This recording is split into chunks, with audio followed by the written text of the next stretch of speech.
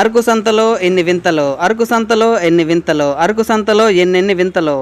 ఎందుకు ఎన్నిసార్లు అంటున్నానో తెలుసా?